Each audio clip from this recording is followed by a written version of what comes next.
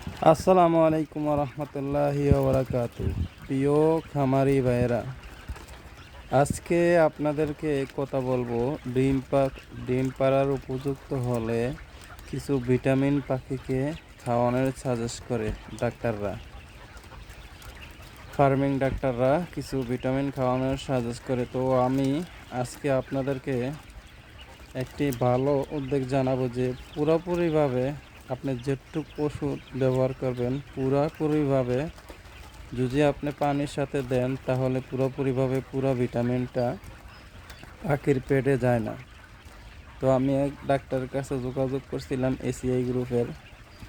তো উনি বলছে যে তুমি হালকা একটু পরিমাণে, যাতে যেমন খাবার শুকনো থাকে, খাবার যেন পুরোপুরি ভিজে না যায়, এরকম পরিমাণে হালকা পানির লগে তুমি যে কোনো ধরনের ভিটামিন, যেই ভিটামিনই ইউজ করো পাখির জন্য, খাবারের সাথে হালকা পানি দিয়ে মিক্স করে দিবা। এতে খাবারটা পুরা পাখি শেষ করবে। তার মানে পুরোপুরি কোনো অপচার নেই এখানে।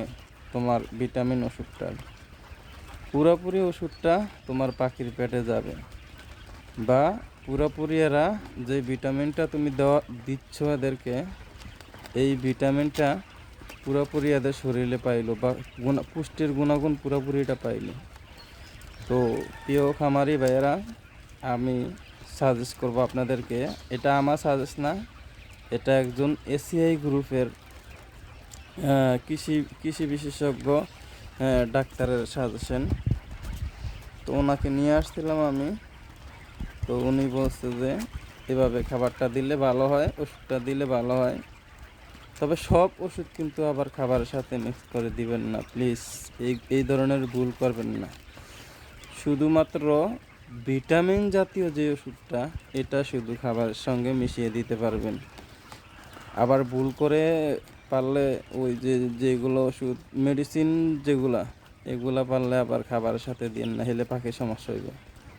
শুধু ভিটামিন যেটা পরিমাণে, যেমন 1 লিটার পানির সাথে 1 গ্রাম যে কোনো ভিটামিন দেওয়ার কথা বলা হয়।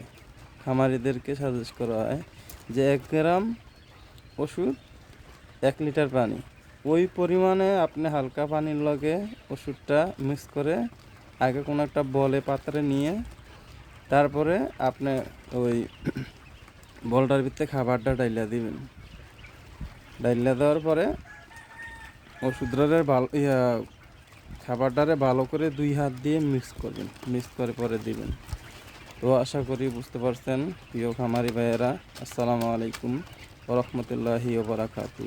সবার জন্য দোয়া রইল, সবার খামার যেন সুস্বাস্থ্য ও ফসল ভালোভাবে ফলাতে পারেন, লাভবান হন। দোয়া রইল। আসসালামু আলাইকুম।